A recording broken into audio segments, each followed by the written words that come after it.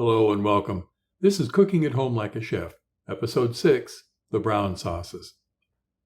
In today's video, I'm going to show you how to make the brown sauce that we prepared in the restaurant.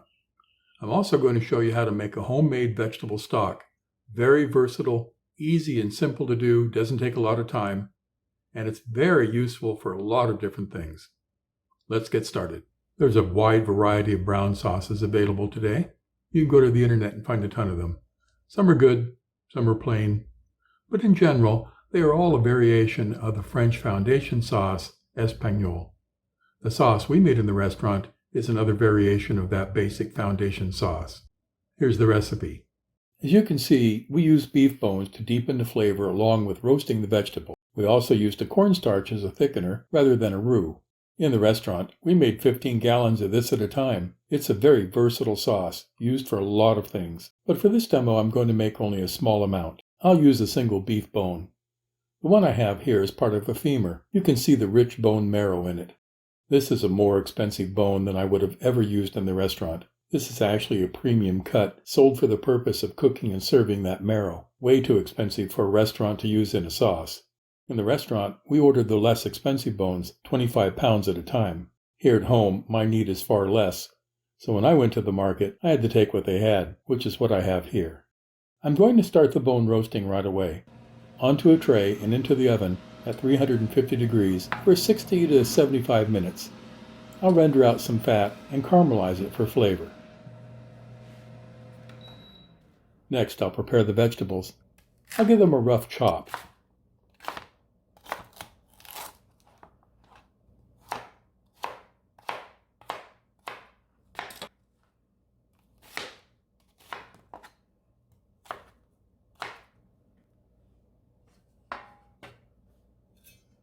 Onto a separate tray they go.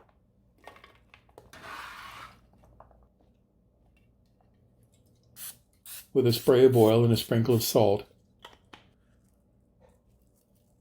Into the oven they go, next to the bone.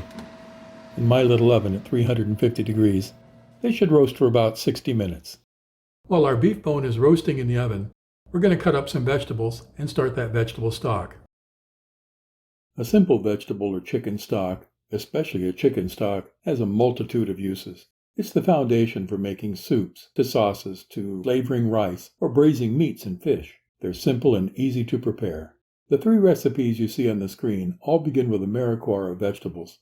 Mirepoix is another French term for the classic stock vegetables of onion, celery, and carrot. To that I add mushroom. While not part of the French standard, I feel the mushroom brings a lot to the party. Its earthy flavors will lift that stock from a plain vegetable taste to something a little deeper, a little richer.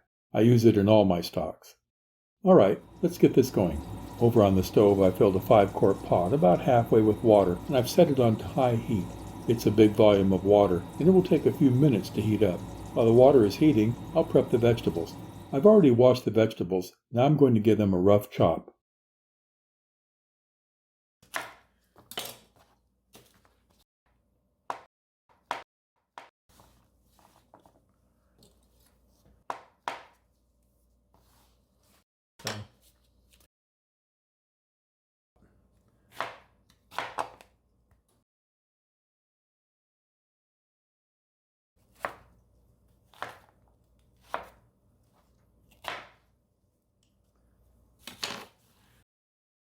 There, that's done. Now back to the stove, and in go the vegetables. At this point you have a decision to make. I'm preparing the vegetable stock here, but if you threw in some chicken bones and scraps, this would become a chicken stock. Or if you threw in the beef bones from last night's dinner, along with any beef scraps, it would become a beef stock. It's all up to you. Put a lid on it and bring it to a boil, then reduce the heat to maintain a rolling boil. I'm going to cook this vegetable stock for 45 minutes. If you were pressed for time, you could use the stock at the 30-minute mark. I've done that many times before.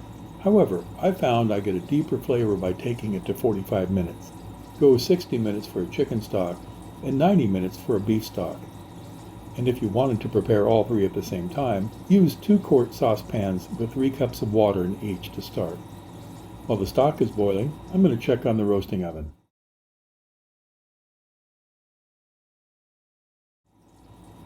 The timer has gone off and my stock is ready.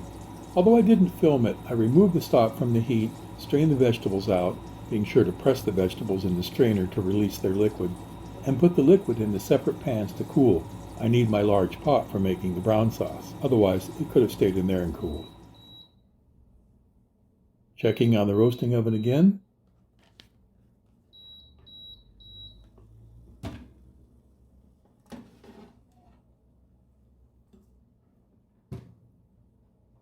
Vegetables are ready. I'll set those to the side while the bone finishes roasting and I do a little cleanup. The timer has gone off and my beef bone is ready to come out of the oven. Here we go, looking good. Okay, looks like that's ready. Let's go make some brown sauce. Here at the stove, I've gathered everything I'll need for the next step in preparing the brown sauce. On the back burner, I have my 5-quart cooking pot on high heat to bring it up to a boil. In first is the beef bone, including all the rendered fat that came out of it.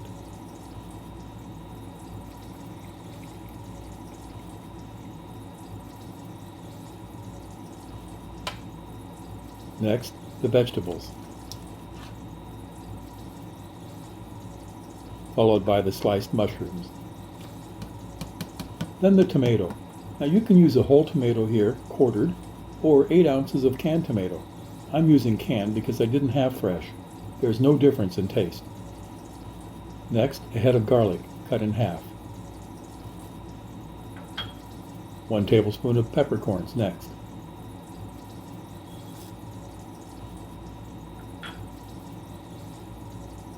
And the red wine.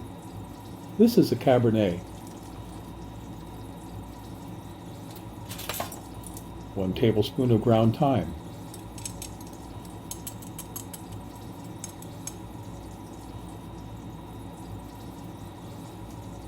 1 tablespoon of poultry seasoning.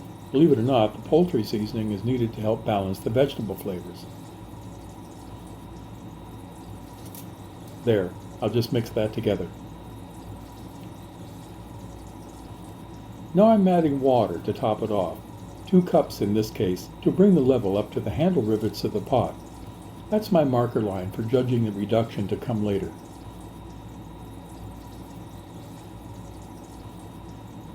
And I'm going to set a timer for 2 hours. Now that it's reached a rapid boil, I'm reducing the heat to take it down to a simmer. On my stove, that's a 3 on the dial. Yours may be different. For the first hour, I'll put a lid on this. I'm not looking for a reduction at this point. I just want the heat to infuse the liquid with the flavors of the ingredients. For about the last 45 minutes or so, I'll remove the lid and reduce the liquid to just short of halfway. This will concentrate the flavors. Now it's time to clean up, but don't forget about the sauce. 2 hours may seem like a long time, and it is. Plenty of time to lose track and cook off too much liquid and ruin it. If you're losing liquid too rapidly, check the heat level. You may be boiling it rather than simmering it. The lid should help quite a bit, but if it is too low, add either water, or better, vegetable or chicken stock to make up for it.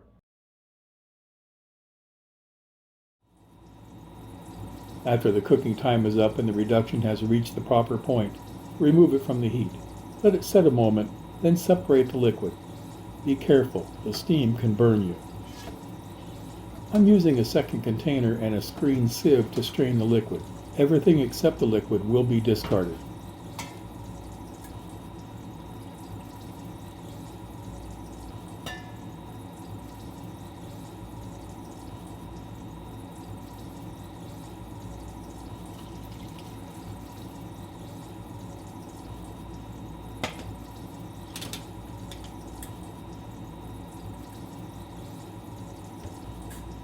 Now that that's complete, it's time to give it a taste and adjust the seasoning.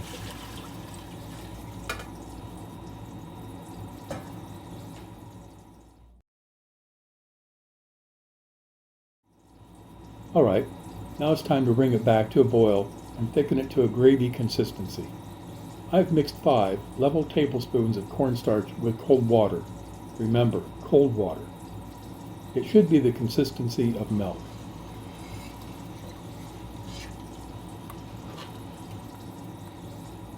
Slowly add cornstarch, a little at a time, giving it time to react in the hot liquid.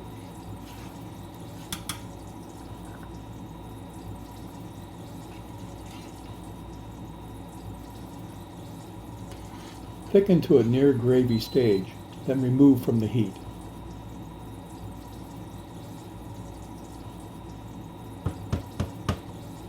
I'm going to strain it again to remove any lumps that might have formed in the cornstarch.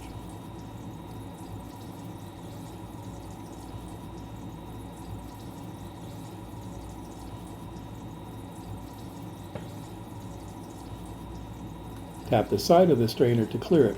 Don't press the content like you did with the vegetables. If you do, you'll push the lumps right back into the sauce. The sauce will thicken even more as it cools. When cool, pack it away and refrigerate. It'll hold great in there for a few weeks. It will also freeze very well for a long time. And there we have it. Classic brown sauce, found in every fine dining kitchen. And now it's in your kitchen too. But that's not the end of the story. All I've made here is a foundation sauce, an espagnole. To make a finishing sauce for a steak, in a sauté pan over medium plus heat, sauté 2 tablespoons of onion that you've ran through a food processor. It should be a near liquid. Cook that in a touch of oil for 1 minute, only to cook, not to brown, and don't burn.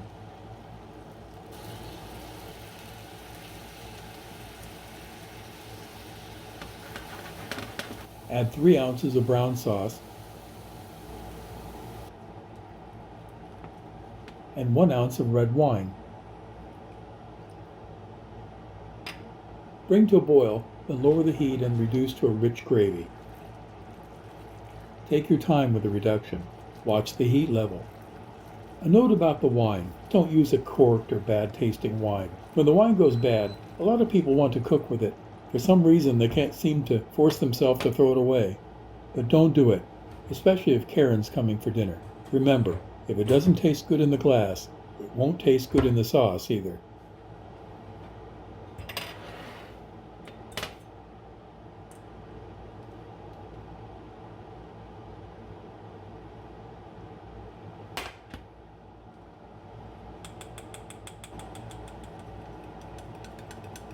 When reduced, off heat, add a pat of butter to enhance the flavor and give the sauce a sheen. Serve on the side, or artfully over the top of the steak. Don't just dump it on. For a vegetarian velouté, first make a roux. Cook out the flour, but do not brown it. This is a blonde roux. Add the vegetable stock, whisking continually to create a smooth, light sauce. You will need seasoning here to boost the flavor. Salt at a minimum, white pepper, probably, and any other seasoning direction that you wish to take. Perfect for creating vegetarian meals. To produce a brown velouté, darken the roux while cooking out the flour. Again, brown and not burnt. Then use the stock of your choice.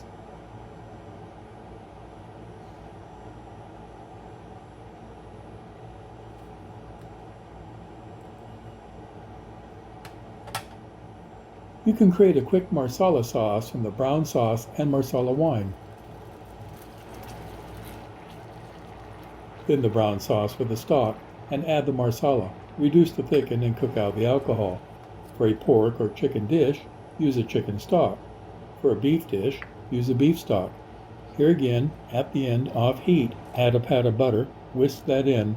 It'll create a nice sheen and good flavor for the sauce.